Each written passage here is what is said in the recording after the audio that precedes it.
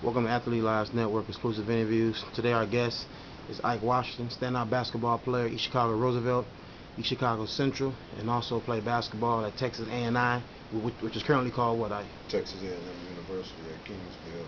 Okay. I want to thank you for being on the website. Basically, man, I want to get from you is just growing up in the city of Chicago, your athletic experiences, growing up in high school and college, and kind of, just tell us what you're currently doing now in your life. Okay. Well, I played ball at coming up at an early age. Played some bitty basketball. Kerry Gosh. Also played sixth grade basketball at Kerry Gosh. Also wasn't able to play junior high school. Skipped that. Then I went on to East Chicago Roosevelt as a freshman and played basketball at East Chicago Roosevelt for 3 years. Okay. Then I went over to they combined the two high schools, Washington and East Chicago Roosevelt, together. Played 1987 the first graduating class at Central High School. After that, I went on to play at junior college at Paris Junior College in Texas on a full scholarship, and after that, I went to Texas A&M University, which is now, like I said, Texas A&M University at Kingsville. Gotcha. Okay, so let's kind of backtrack to when you was growing up in Chicago. What peers, or did you have any relatives that pushed you in the game of basketball? Well, I think the entire community where I grew up at was pretty competitive. My brother, I had an older brother, Dwayne Washington, which played also. He was a couple years older than me. But we also played against each other, played with each other. Also, there were some influences that I came up with. Tony Harris, just a lot of different players. Chevy Sneed, Arthur Pollard, Will Dawson. I can go on, the list go on. Just being competitive and trying to play, just trying to fit in, pretty much. Gotcha. Now you mentioned that you skipped middle school. Was there a reason why you didn't play? Well, I had some difficulties in my seventh grade year where I had some grade problems.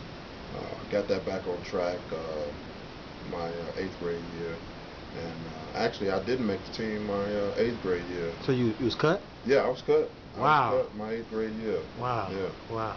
So, but like I said, it was pretty competitive back in the day. So being cut at a young age, what did it do for you mentally? Uh, Actually, it gave me a lot of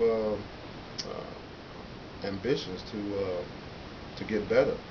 I think that year, after I got cut that summer, um, I went out and played ball around the neighborhood, and just tried to tone my game up and get a little better.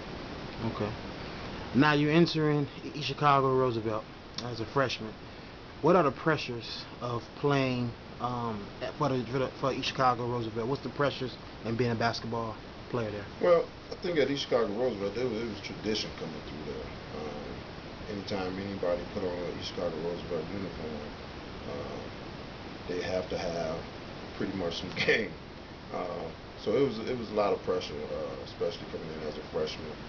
Halfway through the season, I played some JV, and then after my freshman year, I played varsity my sophomore year, and that was some incredible pressure there.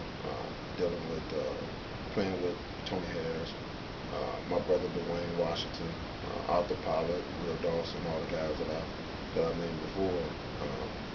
But it was very interesting, and pretty much I had to be on my A game to deal with it. Okay. Now you had a successful freshman season. Now your sophomore year, I'm going to play about your mind state and how you wanted to just to be a part of that team, playing with Tony Harris and guys like that. Well, actually, as a sophomore, it was kind of intimidating because of the ability that Tony Harris had. Not only Tony Harris, but like I said, Will Dawson. Those guys were. mean, they had a lot of heart, and when they stepped on that court, they meant business.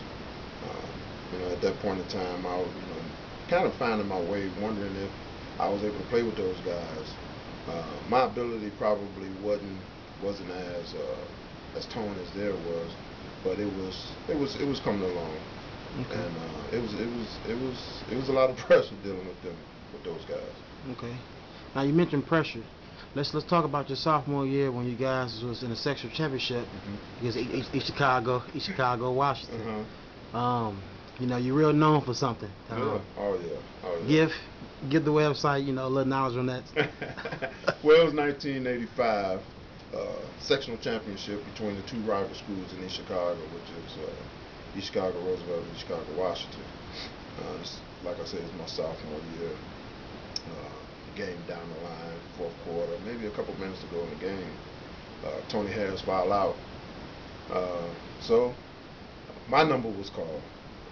So I went in and did what I needed to do.